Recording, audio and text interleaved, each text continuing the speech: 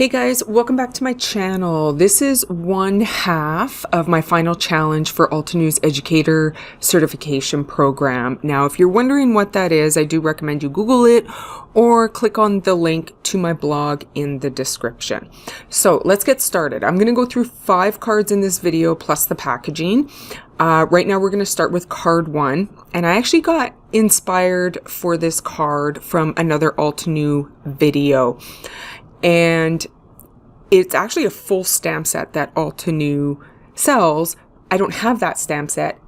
Not only that, I want to incorporate my education components into this card. And I absolutely love how this card turned out. It's probably my favorite card. I have another card that's pretty close to it that we'll go through in a little bit here, but this is definitely one of my favorites.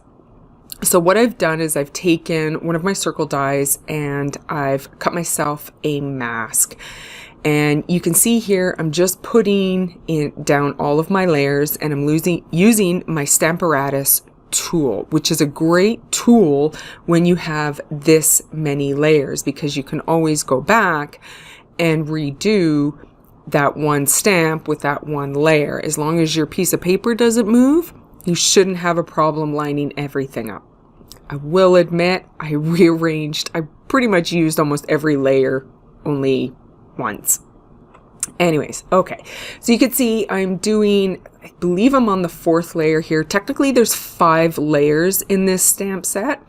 The final one I'll do once this card is completed, because I don't even notice quite yet that I've forgotten to do it. So I will do it at the end of this demonstration. So what I've done now is I've taken the stencils and I've put those down, and I'm going to be adding some leaves just kind of popping out from behind that circle and from behind the flower.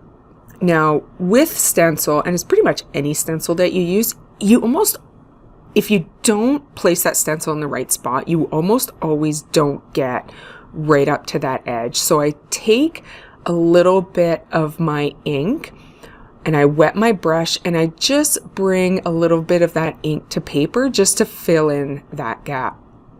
Now what I'm doing now is I want to add some lines going across with the edge of my ruler. So I actually ink up the edge of my ruler, mist it with some water, and then put it down. And I absolutely love the lines I get with this. I will do this again on another card to create a border. As you can see, they're good straight lines, but they're not perfectly imprinted. And that's kind of what I love about it, is it's not perfect. It's a little bit distressed, but yet it's still nice and straight. So now I'm going to pull off my circle mask here, and then I've taken the fine frame circle die and I'm going to cut out some of the circles, because they're really thin circles. And I've only got, I believe it's just 3 right now, and I'm going to lay it down. I do add a few more just to fill in that circle, but I just love how this looks. And it uses, again, all of my components. So my layering, I've got my die cut in there, and then I've got my irresistible inking techniques as well with that ruler and that ink. And then I'm just going to take my thank you sentiment, stamp it inside that circle. Now you can see I've already taken ink to paper to create a border using the darkest color I've got. And here you see I'm doing that final layer in black because I did forget about it. So I'm just grabbing those little pieces, just putting those down, and then the card will be complete. And there it is. Again, probably my favorite card. Love how it looks, love the design, love using the die cuts as those circles. On to card number 2. So this one I'm going to use the fine frame die set. I'm going to layer up my flowers. I'm going to do the larger flower as well as the smaller flower. I'm going to add a stem. Now I do have to pull out a different stamp set for the stem because the Antique Roses stamp set doesn't come with one. I feel like some stamp sets should come with a stem, but that's just me. I feel like sometimes we're missing out on that, and I usually have to go to another stamp set to grab one. So anyways, you can see I'm trying not to bore everybody with all of the layers I'm doing. Now I'm on the 4th layer here. I'll get that impression going, and then I'll go to my other stamp tool, pull out my stem, and then lay it down. I'm going to use the darkest ink. Now, when I say the darkest ink, I have set myself up to only use 4 colors. And that is the blue colors you see here. These are the colors I'm using for not just my female stem set, but as well as my masculine stem set. So when I say the darkest color, I mean the darkest blue out of the 4. And I believe it's Midnight Sky or Dark Sky or something like that. I can't remember. Anyways, so I've got my stems. Now I'm going back to my Stamparatus, and I'm doing, this is really dangerous. And I knew that when I did it, is stamping up stamps next to ones that you're not going to use on your platform. I have not had the best outcomes when I do that. So anyways, I'm putting on my second layer for my leaves. Now I only use 2 layers for my leaves. There are 3. I like the 2. I like keeping my leaves kind of at a minimum. I want my flowers to get all of the attention. So here's my fine frames die. I don't know why I'm having such a hard time saying that today. And I'm just going to cut it out. And then what I'm going to do is I'm going to grab a sentiment, and I'm going to add a sentiment to that center rectangle. And then that's going to be the card. I do take some ink to paper and ink up the border in the lightest color. But you could see here, it just adds so much dimension and just so much interest to the card. And what I'm going to do with this sentiment is I'm not going to use black. There are some sentiments, I am going to use black for this sentiment. There are some sentiments where I do use the black just because I need it to pop a little bit more. But most of my sentiments, I try to keep it with that darkest blue I'm using. But for this one, I wanted to use black because I wanted to make sure it really popped outside of that blue. So now I'm just taking one of my light colors and creating my border, because most of my cards I use one of my A2 nesting dies just under the A2 size, because I like that. I like having that border. And what I'm doing here is I want that center rectangle to be lifted a little bit, but not too much. And I want it to be lifted with black. So I do cut out three of those rectangles in black, and that just gives it a little lift. Okay, so on to card 3. This is my next favorite card. I had this idea in my head, and I'll be honest with you, I didn't think it would work. I didn't think I would like it, and I absolutely love it. This was one of the last cards I made.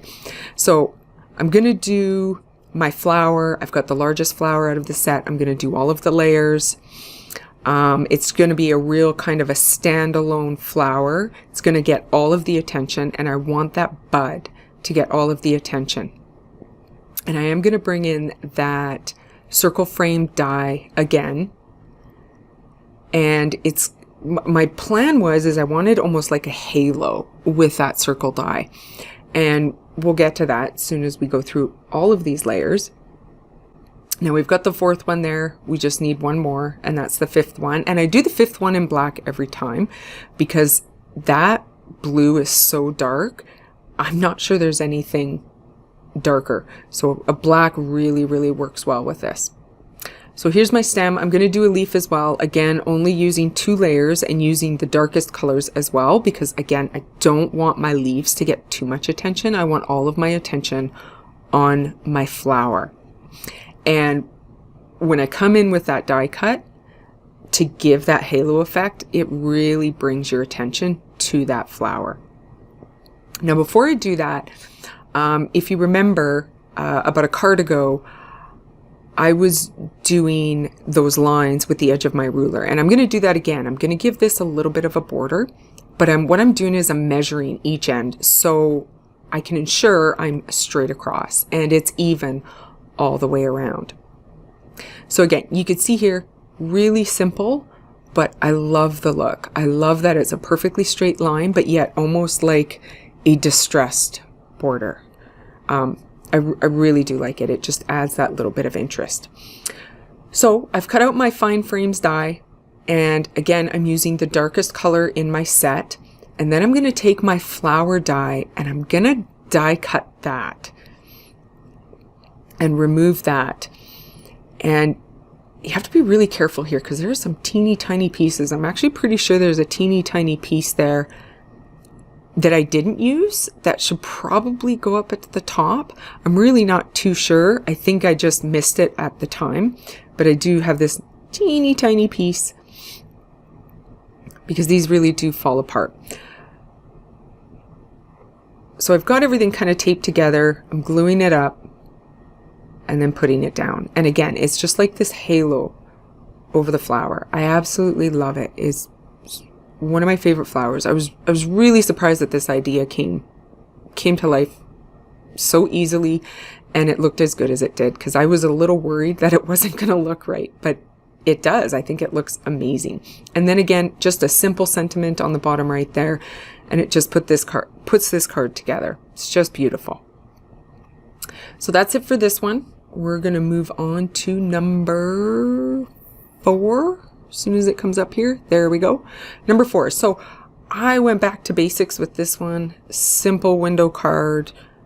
So with this card, I'm going to do one layered flower and I'm going to do some layered leaves. Now, what I want to do, and I thought about doing a shaker card, but I didn't think a shaker card would fit with the set, so to speak. I just didn't think it would work. So it's just a basic window card here.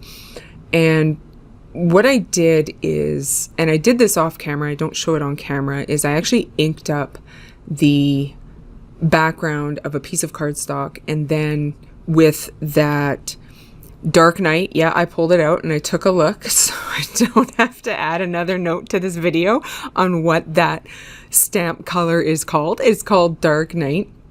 And then I white heat embossed on it to give it a little bit more pop. And what was really interesting, and this happened on one of my masculine cards as well, because I did the same thing. I used that Dark Night ink and I inked up the paper and I white heat embossed on it, but I think probably within a few days that white embossed sentiment actually starts to change color. I mean, it doesn't change completely, but it gets a hint of that blue in it, which surprised me a little, and it kind of makes me wonder, should I have embossed it and then inked it up? Would it take on some of those characteristics of that color? I don't know. So I just thought that was really interesting. So anyways, back to this card. So this card here, you can see that I just put down some washi tape, took ink to paper, just created some lines, gave it a little interest. Now, most of my window cards, most of my shaker cards, I will use fun foam. So you'll see me here with the fun foam. I'm going to line it up and I'm going to try and get that circle die exactly where I need it. So when I put the fun foam on the back, it lines up perfectly. Because I like foam tape, but I don't. It's kind of hard to explain. I use foam tape for some of my things, but most of the time with this kind of stuff, I will use the fun foam to get this done. So you can see here, I'm just putting that fun foam on the back. I'm just going to line up that circle. I don't have it exactly right, so I'll just end up trimming off the end piece there and just getting rid of that. But for the most part, it's lined up pretty good. So here you can see where I said I inked up that paper off camera, and then I heat embossed "Thank you for everything." Now, when I was talking about the white embossing changing color, it is not a drastic change by any means. I mean, even if you go to my blog and you look at the photos of these cards, you really can't tell. It's kind of something that you could really only see with the naked eye, and probably only notice if you're the one that made it. I probably, if I gave these cards to anyone, they wouldn't notice. They wouldn't notice that change in color, because that ink is so dark and white on that ink really, really pops. Okay, so you see I've got my panel put together here. I've got that top panel lifted a little bit. And now what I'm going to do is I'm going to glue down just my leaves, because I'm actually going to lift the flower even a little bit more. So I'll glue those down, and this is where I'll use foam tape. I'll use foam tape on the flower. I'll double up on that foam tape actually on the top part there, just because that top part is going to be in the window itself, and there's already some depth due to that fun foam. So here it is, guys. Here's the finished card. This is my window card using all of my techniques. Now, for my last card, it is a bouquet. Of course it's a bouquet, because I love to make bouquets, whether it's paper flower bouquets or on my cards bouquets. So I do that quite a bit. I love it. I love finding new ways to do it. This one here also could have made a shaker card, because I do lift that top panel and I use some vellum. We'll get to that in a little bit here, but you can see that I'm just creating the large flower, putting down all of the layers. Now I don't want to spend too much time doing these layers again, so I'm not even going to show the small flower, because I think you've seen it enough through this video, how the layers work, that there's 5 layers, how I lined them up. And here you can see I'm doing another large flower. I'll actually do 3 large flowers altogether, and I'm going to do two of the flowers, one large, one small, on the panel itself with the partial die cut of the vase. All of the other flowers are going to be on separate pieces of paper and die cut out. So altogether there will be 6 flowers. So there'll be 3 large, 3 small, 1 large, 1 small are going to be adhered to the top panel itself. The other ones will be die cut out. And here you can see, and I don't even mask it off because I know you're not going to be able to see it. You're not going to be able to see most of these 2 flowers at all that are on this panel. So I don't even bother to mask it off. Now you can see I've got the small flower done. I've got the large flowers done, and now I'm just going to die cut them out. I don't do any leaves on this. I don't think it's necessary. I think it would be too busy and too much. But what I do want to do is I am going to have to pull that stem out again from that other stamp set. And I want to stamp those stems on the bottom piece. So I'm going to tape that panel here, and because I am going to put that in my positioner. Now, I did take ink to vellum, as you can see here, which is usually a no-no, because vellum doesn't absorb. So I took ink to vellum, I put it aside, and now I'm just going to stamp my stems while that dries. And I have to admit, it did pretty good that the ink for the most part was dry. Now, when I do put this together, I make sure that the side the ink is on is facing down, just so that there is no chance of smudging or ink coming off. So you see here, I've got my stem. I'm going to do 6 stems altogether because I have 6 flower heads. And again, that's on the bottom. So now what I want to do is I want to attach the vellum. And the reason I inked up that vellum is so it looks like there's water in the vase. And that worked out really well. Again, ink to paper. I absolutely love that technique. I did so much of that on all of these cards that it was just, there's just so much you can do with that one class, Irresistible Inking Techniques. And if you look at my blog, I even make a note that I can't believe my brain didn't catch on to this a long time ago. So anyways, here I'm putting on that panel. The card's pretty much done. That's it. That's all I'm doing with this. And I really think that's all you need. I've got my sentiments stamped, and I use StazOn ink, of course, because again, vellum. Okay, vellum. Okay, so what we're going to move on to now is the packaging for all of these cards and the envelopes. So what I decided to do is grab some paper bags that I had, and they're long paper bags, and I am going to trim these down to a little bit higher than the card stands. To be honest, I didn't measure it. I put a card in there, made a line, and just cut it. Now I also pulled some stamp packaging out of my recycling bin, and I'm going to use those for the windows on this bag. So here I'm only using one layer to stamp on the outside to give it a little bit of decoration.